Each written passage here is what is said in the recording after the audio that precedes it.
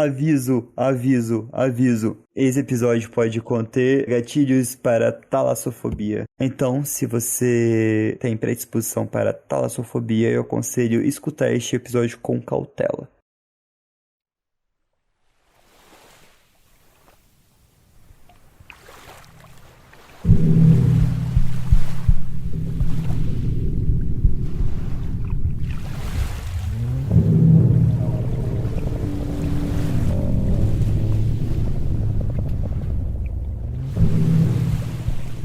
Eu sou da Baía de Cotor e tenho um barco à vela, com o qual navego com minha família quase todos os dias no verão. Uma vez, por volta das 20 horas, estávamos no meio da baía, voltando para casa. O problema é que a baía é cercada por montanhas, então estava bem escuro, mesmo sendo 20 horas.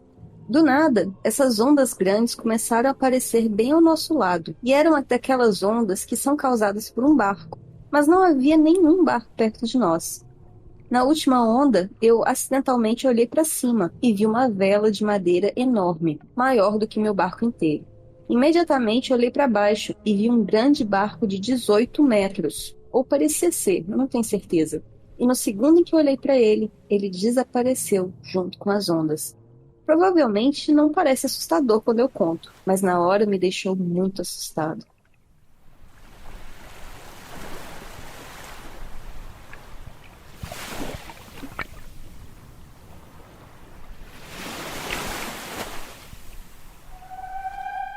Olá, ouvinte! Tá começando mais episódio de Terror na Esquina. Eu sou o Fê E eu sou a Má. e eu acho que demorou um pouquinho pra soltar mais um episódio de histórias assustadoras de oceanos, que é diferente de marinheiros. Aqui a gente tá focando em um geral e eu espero que vocês curtam esse episódio. É isso aí, é o que todos nós esperamos. Você gosta do mar, Felipe? Eu adoro, tipo, o meu sonho é viver numa ilha ou numa praia paradisíaca, com meu pezinho na areia, solzinho, shortinho sem camiseta. A praia no quintal de casa, calor o ano inteiro. Porra, meu sonho. É bom demais da conta. Eu gosto de praia e calor. É, praia, calor é uma delícia, mas o mar aberto já é mais assustador um cadinho. Ah, não. Aí já é outra história, porque daí a gente pode envolver animais que não cooperam muito com a nossa existência. Uhum, E animais que talvez a gente não saiba da existência, talvez até OVNIs que entram e saem. sim, exatamente. E você? Eu gosto muito do mar e da praia, mas eu gosto de ficar bem quietinha na costa. Eu não gosto de ir pra mar aberto, não. Vou muito raramente e nem tão aberto assim. Mas confesso que dá uma vibe bem diferente quando você tá lá e não consegue ver mais nada, né? É muito bom. Ao mesmo tempo que é assustador, é muito gostoso. Eu digo mais pela vibe mesmo, né? Tipo, é bem maluco. É o silêncio, né? Porque você só ouve só onda batendo, de boa, com o motor do barco desligado, claro. E o silêncio que a gente não tá acostumado, porque não tem insetos, né? Não, não tem nem inseto, não tem ave quase. Não tem ave quase. Então, tipo, é um barulho diferente. E é legal pensar que quando o mar tá muito liso, tem, tipo, uma camada de óleo, pode ser natural ou não natural, né? O vento, quando bate, faz barulho diferente. Uhum, completamente diferente. Vamos aproveitar que a gente tá nessa vibe já bem de mar. Cara, esse episódio tá sensacional. Eu acredito que é uma das melhores pausas que eu já fiz.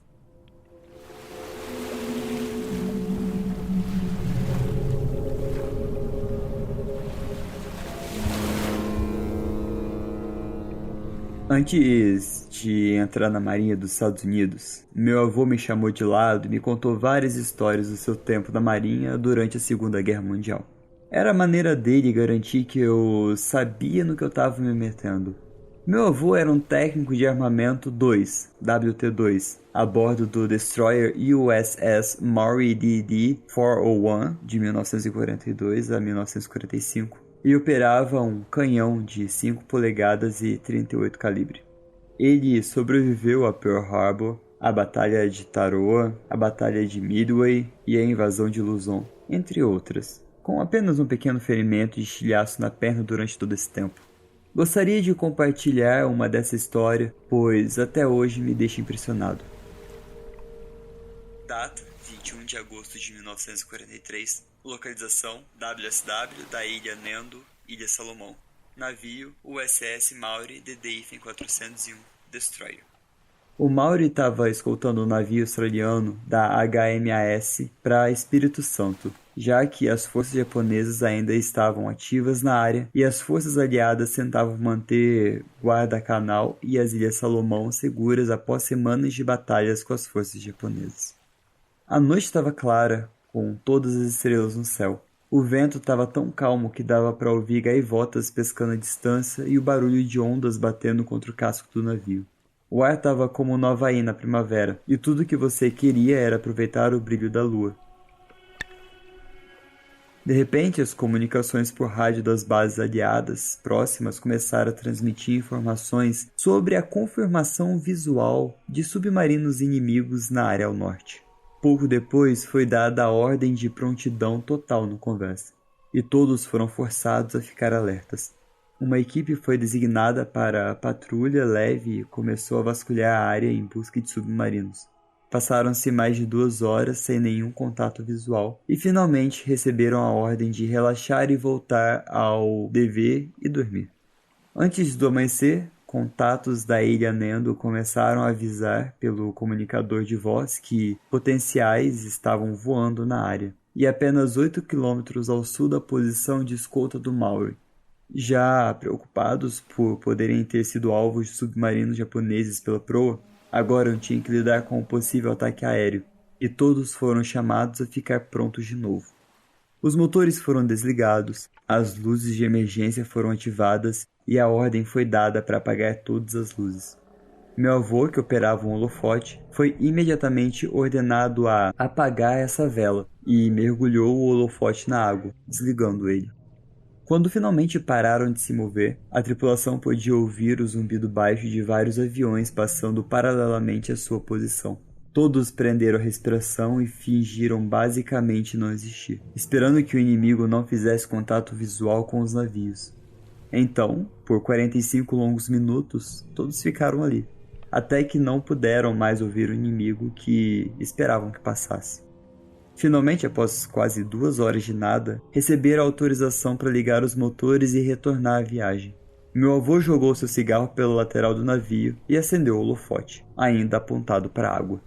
O que ele disse ter visto envelheceu ele e aos outros 2 com que ele estava em 10 anos.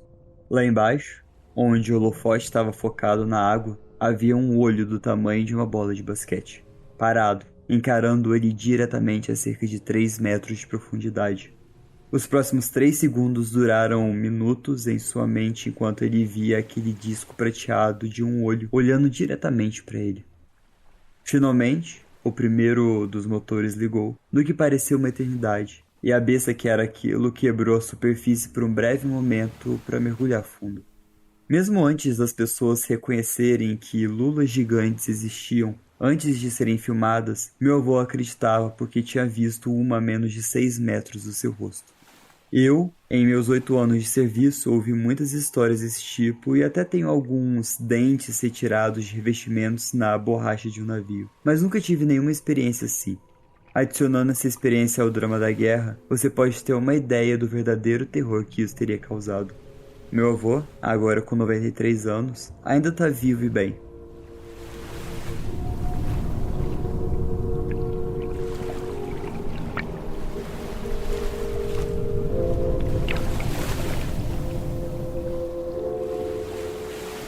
Eu circunnaveguei o globo entre os 23 e 25 anos de idade, em um barco a vela de 13 metros. Um dos incidentes mais assustadores que tivemos a bordo foi quando estávamos saindo de Singapura no meio da noite. Além do constante jogo de Frogger para desviar de navios cargueiros, nosso caminho era bastante direto. Por volta das 3 da manhã, eu estava sozinho no leme, com todo mundo dormindo lá embaixo. De repente, ouvi um bip do radar, que havia sido configurado para avisar sobre qualquer coisa dentro de 1/4 de milha náutica, cerca de 460 metros, do nosso barco. Olhando ao redor, não consegui encontrar nada óbvio dentro desse alcance. Então, coloquei o barco no piloto automático e desci para investigar. Normalmente, outros navios aparecem como pequenos pontos no radar, mas, por algum motivo, o radar estava registrando uma linha longa e sólida do comprimento da tela, diretamente à nossa frente. e ela estava se aproximando, rápido. Com o coração acelerado, voltei ao convés para ver o que poderia estar registrando uma assinatura tão bizarra. Meus olhos foram se ajustando lentamente à escuridão, e eu olhei o mais atentamente que pude para tentar distinguir algo, qualquer coisa. E então eu vi. A não mais de 90 metros à frente, havia uma parede sólida, escura e sem iluminação, com cerca de 6 metros de altura. Ali, no meio do oceano, imponente, e a essa altura, fazendo sua presença ser notada pelo som das ondas batendo contra ela. Eu estava absolutamente aterrorizado. Vale lembrar que isso foi antes que os plotadores de cartas náuticas fossem amplamente usados. Estávamos navegando com cartas de papel. Eu estava completamente confuso e supremamente apavorado. Chamei toda a tripulação para o convés. Paramos o barco, recolhemos as velas e ligamos o motor. Lentamente e com muito cuidado, conseguimos passar pelo que, naquele momento, estava cada vez mais evidente, uma zona de construção completa. Nossas cartas náuticas tinham apenas 2 anos, mas, aparentemente, Singapura havia realizado um projeto monumental de recuperação de terras, ou talvez nova recuperação, já que aquilo nunca havia existido antes, nesse meio tempo. Mesmo depois de encontrarmos o caminho de saída, ninguém dormiu pelo resto da noite. Até hoje, a imagem de paredes escuras aparecendo magicamente no meio do oceano assombra meus sonhos. Para quem estiver interessado, aqui estão algumas imagens da área do Google Maps, que eu capturei no mesmo dia, mas em diferentes níveis de zoom. O projeto era tão novo que a imagem mais distante ainda não havia sido atualizada. Comentário de um usuário do post. Cara, posso fornecer algum contexto aqui. A área onde você colocou o ponto de exclamação vermelho é, na verdade, o desenvolvimento do nosso megaporto. O plano é movê-lo de onde está atualmente, no sul, Pasir Panjang, para uma nova área maior no oeste, Tuas. Ao fazer isso, estamos planejando recuperar quase toda a área ali, o contorno já está demarcado, e deixar um pequeno canal entre o novo megaporto e a ilha de Jurong. Você pode ver no mapa. No geral, estamos planejando recuperar quase 15% da nossa massa terrestre até 2030.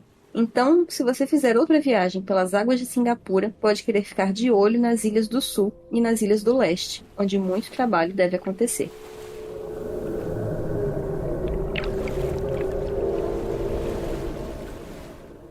Então, eu vou contar a coisa mais assustadora que já aconteceu comigo. O lance é que eu não sou falante nativo de inglês. E, embora eu me vire bem, eu não tenho certeza sobre todo o vocabulário técnico de mergulho. Eu vou fazer o meu melhor, mas, por favor, vamos pegar leve. Isso aconteceu no ano passado, entre o Natal e o Ano Novo. Eu sou do Caribe francês, então não é incomum fazer mergulho durante as férias de fim de ano. Minha família e eu, uma mulher de 25 anos, reservamos alguns mergulhos.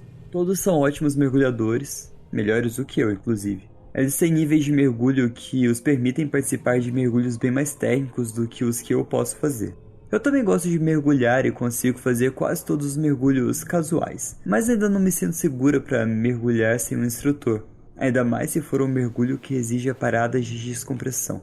Se alguém não está familiarizado com o mergulho, aqui vai uma explicação rápida. Você pode mergulhar com segurança até certa profundidade antes que a pressão se torne perigosa. Se você ultrapassar esse ponto, cerca de 20 metros ou 65 pés, vai precisar fazer paradas de descompressão ao subir. Isso significa que você precisa parar enquanto volta à superfície por um certo tempo para deixar o corpo se adaptar à pressão. Se você subir rápido demais, pode sofrer com a doença da descompressão, que, no pior dos casos, pode só te levar à morte. Então, decidimos que poderia fazer uma aula particular com o instrutor primeiro, antes de mergulhos mais emocionantes com a minha família. No primeiro dia, minha família estava curtindo um mergulho em um local técnico que eu não estava preparada para fazer, enquanto eu estava sozinha com meu instrutor, retomando meus reflexos antigos de mergulho. Tudo ocorreu bem. A gente estava num belo recife de corais. Havia muitos iniciantes no barco e eu era de longe a mais experiente ali. Por fim, meu instrutor decidiu que poderia me gerenciar com outro aluno, que era realmente um iniciante. E após um pequeno briefing com todas as regras de segurança e sinais manuais, que é a única forma de comunicação debaixo d'água, a gente começou a descer. Rapidamente eu recuperei os meus reflexos antigos e estava me divertindo, indo de um lado para o outro entre o instrutor e o mergulhador iniciante. Por pelo menos 20 minutos, tudo estava perfeito, exceto por uma coisa. Era um dia de vento e tinha um forte swell, uma ondulação. Isso é o menos problemático debaixo d'água do que para nadadores de superfície, mas exige um esforço físico para nadar. Então meu cilindro de ar estava esvaziando um pouco mais rápido que o normal, o que é esperado. Fiz um sinal para o meu instrutor, que estava com um pouco ar, e ele assentiu. Ainda não era crítico nesse ponto. Foi nesse momento que eu vi um jovem nadando na minha direção. Não era um instrutor, nem um aluno dele. Eu nunca tinha visto ele antes, mas ele estava com todo o equipamento de mergulho e era o único barco de mergulho no local. Então presumi que ele estava conosco e eu apenas não havia reparado nele no barco. Ele nadou rápido até mim e fez um sinal de que estava sem ar. Quando ocorre uma falha no mergulho, existe um procedimento muito rigoroso. Você precisa ajudar a pessoa, sem fazer perguntas, porque cada segundo é vital. Se alguém desmaiar debaixo d'água, a pessoa se afoga. No seu equipamento, você tem 2 dispositivos de respiração, um regulador, octopus, não sei o termo em inglês, um principal e um reserva. Então entreguei ao cara o meu dispositivo de respiração reserva, o que significa que ambos estávamos respirando no meu equipamento, consumindo o dobro de ar que eu consumiria sozinho. Aguardei até que o cara parecesse calmo e tentei fazer sinal para ele e ir até o meu instrutor. Ele negou com a cabeça e sinalizou para começarmos a subir. Entendi que esse era o procedimento. Eu estava com pouco ar e acima do nível de parada de descompressão. Então o correto seria subir para a superfície antes de ficar sem ar, mas eu precisava avisar meu instrutor primeiro. O cara estava muito relutante, o que era estranho, porque levaria uns 30 segundos só para avisar o instrutor que poderia começar a subida conosco. Durante esse tempo, eu fiquei em pânico ao ver o meu nível de ar diminuindo, e notei que nosso instrutor estava nos observando com curiosidade e nadando em nossa direção. Foi nesse momento que o cara soltou meu dispositivo de ar reserva e começou a nadar para longe, respirando de novo no próprio dispositivo. Eu estava totalmente confuso e comecei a subir com meu instrutor. Quando chegamos à superfície, por causa das marés, eu estava me sentindo tonta e enjoada. Então, um encontro bizarro não foi a primeira coisa que mencionei no briefing. Só depois que me acalmei e o barco estava nos levando de volta à praia, sem o cara estranho, é que eu perguntei ao meu instrutor sobre o ocorrido. Ah, não sei, talvez um cara que perdeu o grupo e precisou de um tempo para se acalmar. Eu respondi, ok, mas por que ele disse para mim que estava sem ar? Meu instrutor me disse que eu provavelmente entendi errado os sinais manuais dele, que talvez ele não estivesse dizendo que estava sem ar porque voltou a respirar no próprio dispositivo. Eu tenho certeza de que eu ouvi ele fazendo o sinal de falha de ar, mas tudo bem. No dia seguinte, eu mergulhei com a minha família, e o instrutor era diferente. Dessa vez era uma mulher, a Charlie. Eu tive tempo para pensar naquele cara e estava preocupada com ele. Então contei tudo o que aconteceu para Charlie e perguntei se ela conhecia o cara e se ele estava bem porque eu não vi ele voltando à superfície. Ela pediu para eu descrevê-lo, o que eu fiz, e ela disse, ah, é o Marvin. Não se preocupe com ele, ele está se preparando para se tornar um instrutor de mergulho. Sempre que tem um dia de folga do restaurante onde ele trabalha, ele pede pra gente levar ele ao Recife de Coral de manhã e buscá-lo à tarde. Almocei no restaurante dele hoje e ouvi. Não se preocupe. Eu fiquei aliviado e pensei que foi apenas um mal-entendido com o Mark. O resto da semana passou sem incidentes. Eu estava fazendo mergulhos cada vez mais técnicos e tudo ocorreu muito bem. Charlie foi uma instrutora maravilhosa. Eu nunca mais vi Marvin. Aliás, até o nosso último mergulho. Estava na véspera do ano novo. Planejamos o melhor mergulho naquele dia e era um naufrágio, e eu me sentia treinado o suficiente para tentar sem nenhum instrutor. Apenas minha família e eu. Era o dia de folga da Charlie. Era bem profundo para um iniciante como eu, 30 metros no ponto mais baixo e cerca de 98 pés.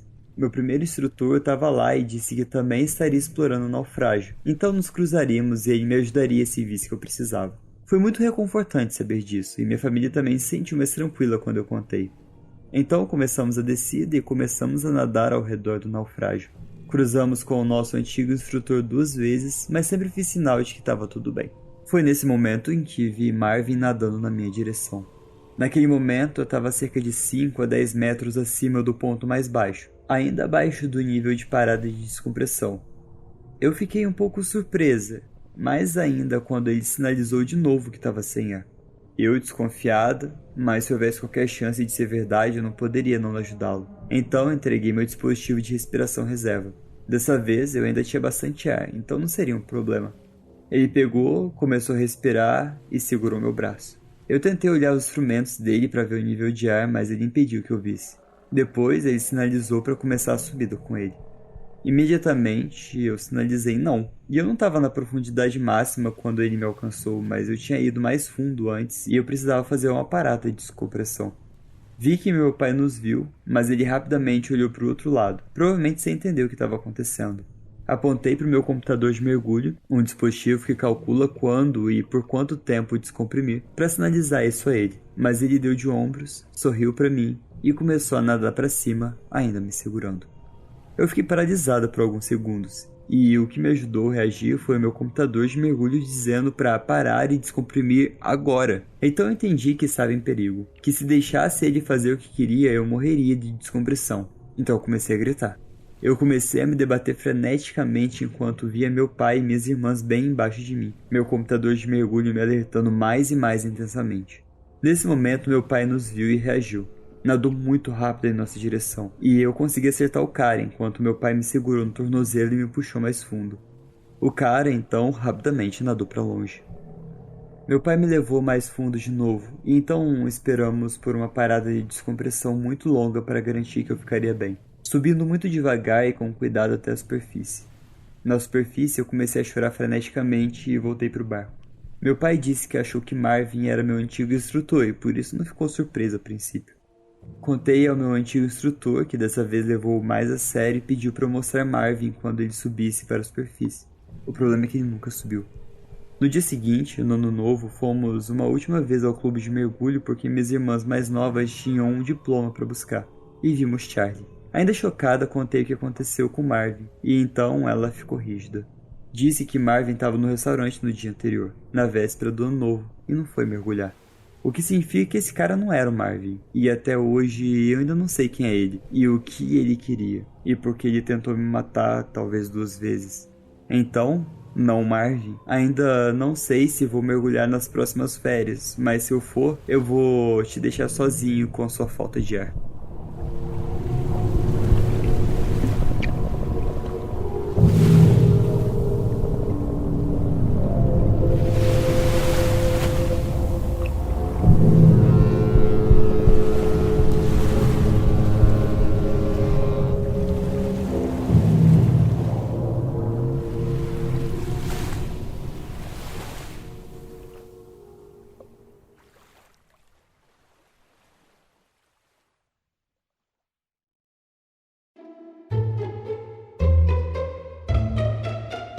Ei pessoal, uma pausa breve aqui para falar para vocês que a gente tem o nosso sistema de apoio, a nossa seita. Então se você quiser acompanhar a gravação igual nossos queridos ouvintes aqui do chat do Discord, é só você acessar apoia.se/terror na esquina. E a partir de R$5 você já tá aqui no Discord escutando a gente toda semaninha. E a partir de R$40 você tem acesso às nossas recompensas físicas, à nossa linha de bonecos do terror. Esse semestre a gente tá com o Slenderman. Logo vai ser entregue para nossos ouvintes assinantes. Fique de olho que nos próximos semestres a gente vai girando esses bonecos.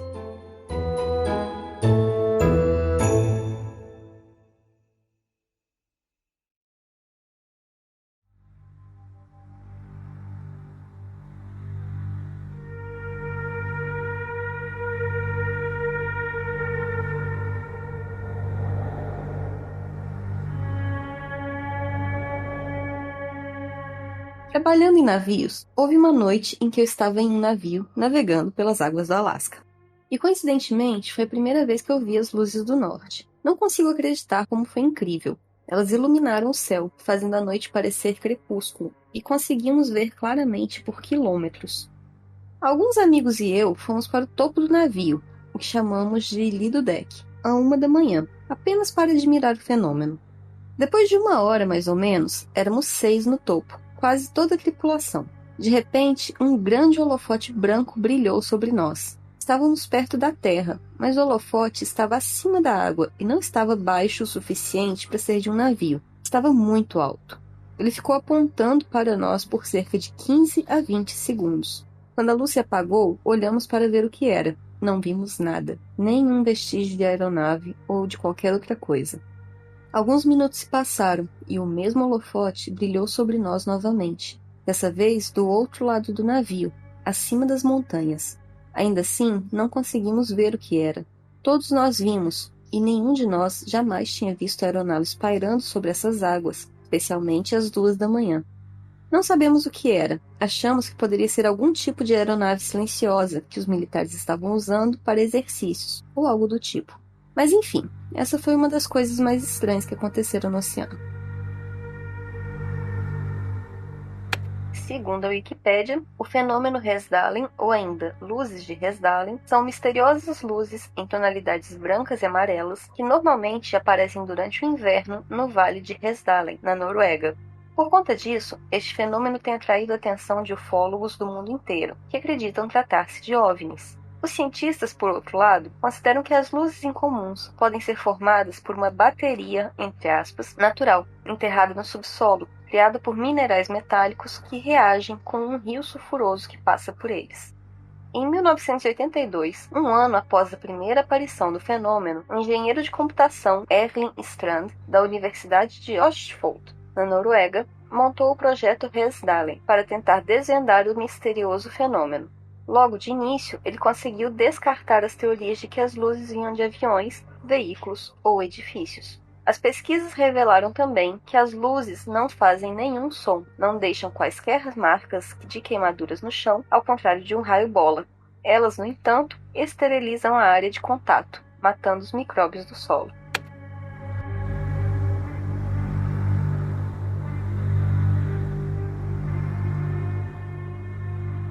Eu não sou exatamente um experiente navegador ou marinheiro, mas por alguns meses no ano passado eu vivi na África do Sul e fiz pesquisas marinhas com algumas das pessoas que fizeram a Shark Week.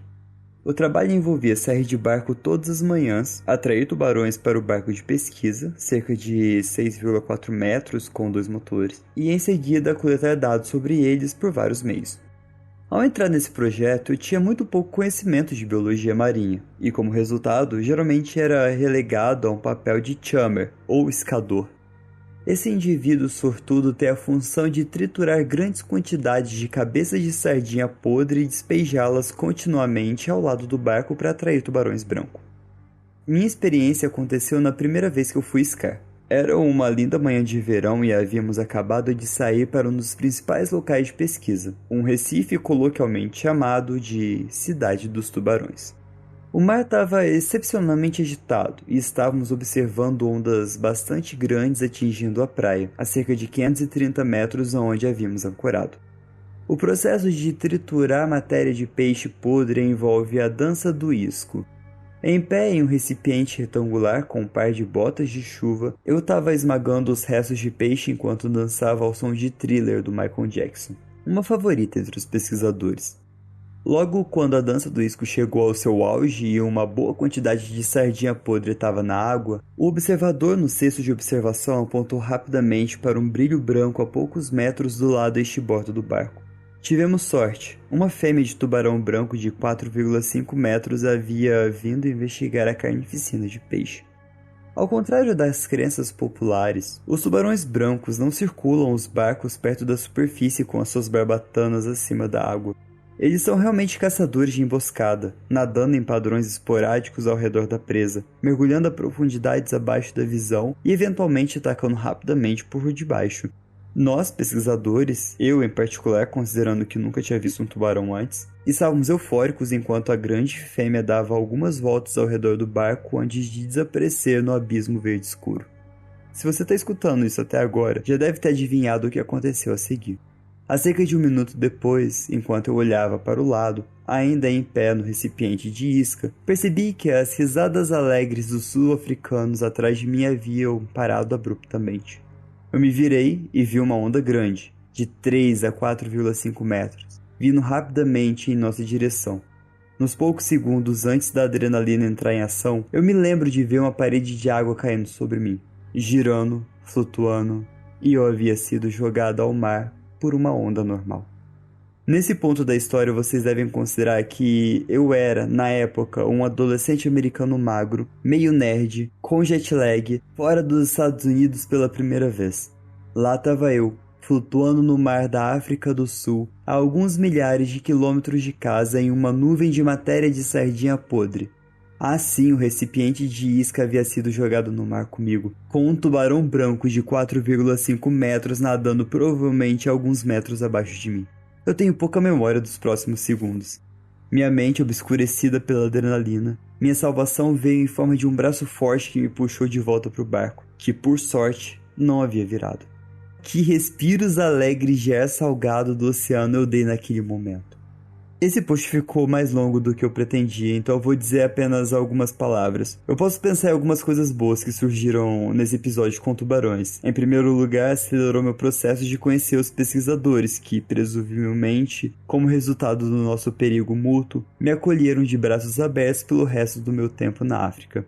O grande tubarão, que é visto regularmente até hoje na Cidade dos Tubarões, foi batizado com meu nome.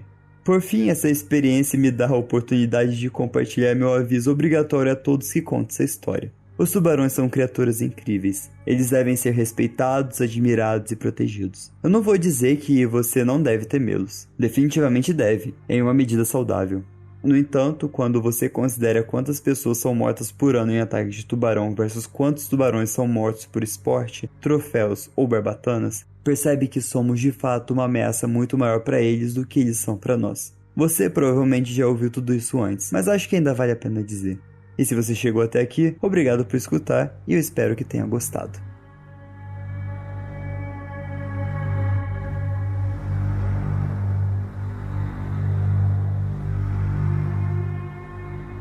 Isso aconteceu em 2016, quando eu tinha cerca de 15 anos. Eu nunca tinha ido ao oceano antes, mas eu sempre quis. Eu amo a água e amo nadar, então fiquei empolgado quando meu pai e minha madrasta levaram minha sobrinha e eu para a Flórida.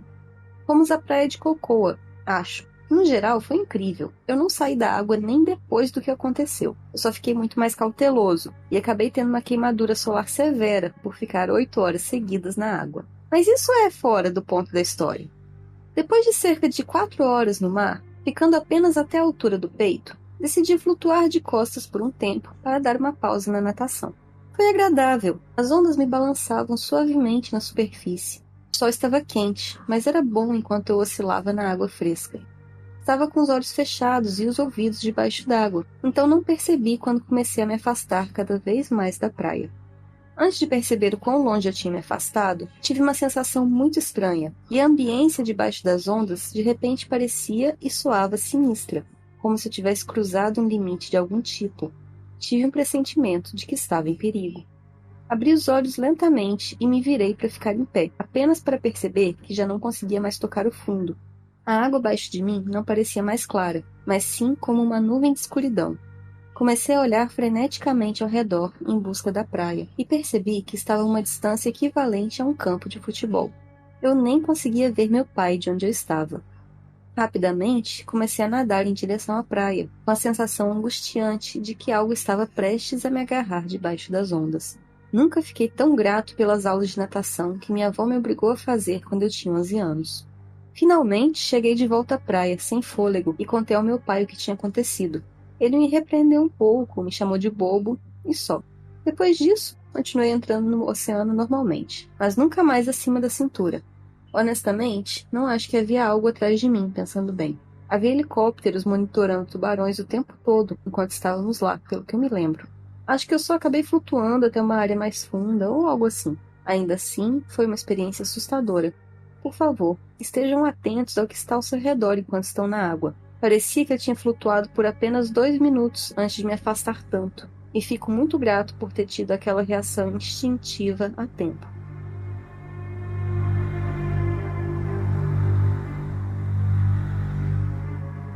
Minha história assustadora e verdadeira aconteceu alguns anos atrás, e eu tinha completamente esquecido dela até mais ou menos um mês, assim como meu namorado, que estava presente na época.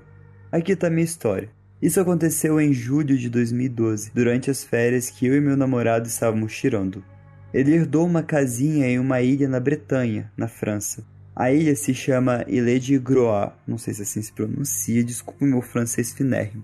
Fica a alguns quilômetros da costa sul da Bretanha e só é possível chegar lá de balsa. É bem pequena e apenas alguns habitantes moram lá o ano todo. Não tem muito o que fazer, mas o lugar é lindo e perfeito para as férias tranquilas. Gostamos de sair para passear tanto de dia quanto de noite, e agora eu vou começar a contar a minha história, 100% verdadeira. Então, uma noite clara e banhada pela luz da lua, é importante lembrar disso. Saímos por volta da meia-noite para um passeio pela ilha, como a gente costumava fazer. Fomos até uma praia cujo nome eu não lembro, que fica ao longo de uma pequena vila de férias familiar. Uma rápida descrição do local. A vila fica em uma grande curva ladeada por uma estrada pequena, e ao lado da estrada tem uma faixa de grama e areia. Quando você está nessa faixa, tem uma vista linda da praia e do mar, que fica abaixo. A estrada e a vila ficam em um tipo de penhasco íngreme, e para descer até a praia é preciso descer uma escada estreita e íngreme, localizada a alguns metros de onde a gente estava. Meu namorado e eu estávamos parados na estrada, na faixa de areia e grama, há uns 10 minutos olhando o mar. É importante destacar que era uma noite calma e clara e não tínhamos visto ninguém durante o nosso passeio. A gente estava caminhando pela praia há um tempo e não havíamos notado nada estranho, nem sinais de presença humana na praia, nada de nadadores noturnos e a água é muito fria na Bretanha, mesmo no verão, nem jovens fazendo festa na praia. Então estávamos em um penhasco de frente para o mar, quando de repente, bem à nossa frente, a gente viu uma figura com uma forma humana sair da água e correr pela praia. Eu sei, até agora não parece assustador, exceto que aquela figura era completamente preta, contrastando com a areia clara e não refletia nenhuma luz. É estranho porque, se lembra, a luz estava brilhando. Primeiro pensamos que fosse alguém nadando nu. O problema é que quando você sai do mar, primeiro nadar até a beira d'água e depois se levanta e caminha para fora. Essa figura saiu gradualmente, o tempo todo em pé, como se estivesse caminhando no fundo do oceano. Além disso, meu namorado e eu estávamos olhando para a água há um tempo e nunca havíamos notado ninguém nadando, como se tivesse ficado totalmente submerso pelo menos 10 minutos. Ao ver aquilo, eu me senti estranhamente desconfortável, para não dizer completamente assustada. Meu namorado também, e ele não é do tipo que se assusta facilmente. A parte mais estranha é que assim que a figura humana saiu da água, ela foi direto para a base do penhasco onde a gente estava. Mas não estava caminhando ou correndo, estava deslizando na areia, muito rápido. Uma figura humana completamente preta, com rosto e características indistinguíveis, deslizando rapidamente na areia, quase flutuando, sem mover as pernas ou qualquer coisa, sem deixar rastros ou pegadas, do tamanho e construção de um humano médio, o tempo todo em pé, com forma humana. A gente ficou olhando em silêncio até que ela chegou a alguns metros da base do penhasco. Então, sem falar nada, a gente decidiu sair dali o mais rápido possível, ainda com aquela sensação de pavor e medo. Nunca mais vimos ou ouvimos falar dessa criatura, e nada estranho aconteceu durante o resto das nossas férias. No entanto, meu namorado já testemunhou coisas estranhas na ilha antes, mas nada relacionado a essa história.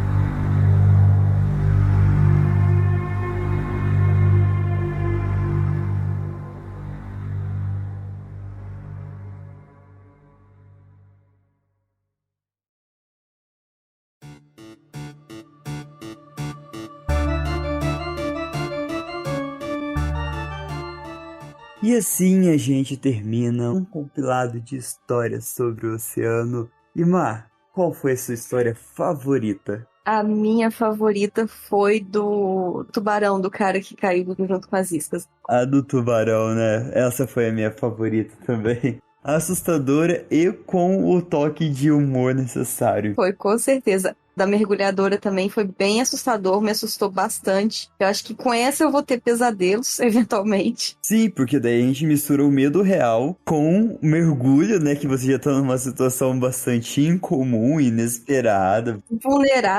Vulnerável em uma zona que você precisa de descompressão. É pesadona. Essa é pesadona? Muito bom. Deixa eu te contar uma curiosidade que veio na minha cabeça. Conte. Sabe que a gente tem a nossa atmosfera e a atmosfera ela engloba, né, o ar. Uhum. E a gente tem a pressão atmosférica, só que, tipo, é difícil você pensar tipo, o que que é a pressão atmosférica, certo? Certo.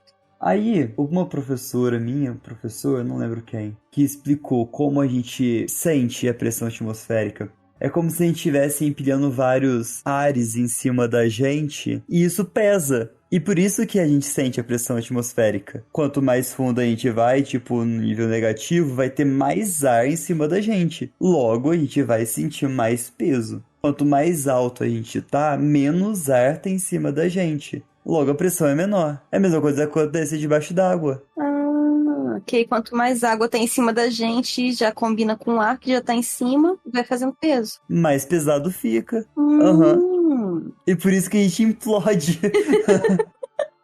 A gente não. Você me respeita que eu não sou milionário passeando de submarino falso aí, não. Eu tô É por quietinha. isso que muitas pessoas implodem. É por isso que certas pessoas implodem. Justo. Mas quando me contaram, me ensinaram isso, tipo, explodiu na cabeça. Fantástico. Não tinha pensado por esse lado, realmente. Genial. Sim. Mas voltando ao tubarão, cara, eu sou fascinado por tubarões. Eu acompanho na Discovery desde quando eu era petitinho, sabe?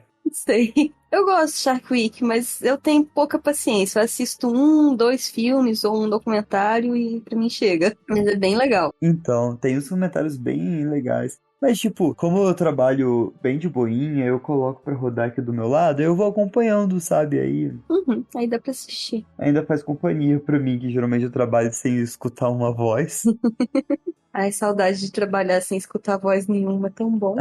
Quer dizer, depois de um tempo a gente começa a ficar meio pirado da cabeça, né? Mas às vezes é melhor.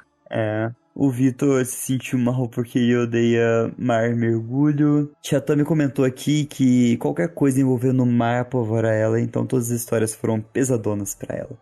Pessoal, aproveita este tempinho que a gente tá tendo aqui de conversa, bate-papo, vai, roda pra cima aí o episódio no seu dispositivo móvel, se você estiver escutando a gente pelo Spotify. E um pouquinho mais pra baixo vai estar a caixinha pra você deixar o seu comentário, então põe aí o seu comentário sobre este episódio, o que você achou e qual foi a sua história favorita. E também, se você tiver alguma sugestão, manda pra gente. Pode ser no comentário ou pode ser no @terror na esquina. Onde você também pode mandar seus relatos, se você quiser ouvir aqui. Pra conversar com a gente, é o @terror na esquina, tanto no Instagram quanto no Instagram, porque a gente só tá no Instagram agora. Isso mesmo, porque eu não tô com preguiça de baixar o X, eu tô cogitando deletar o meu próprio, então é isso. A gente tá idoso já, a gente não gosta de rede social. A gente não tem nada de interessante pra falar em rede social, sabe? Então procura só o Terror na Esquina mesmo, que tá de boa. Só tá no Instagram que tem as coisas mais interessantes. E é isso aí, gente. Cuidado nas esquinas. E tchau!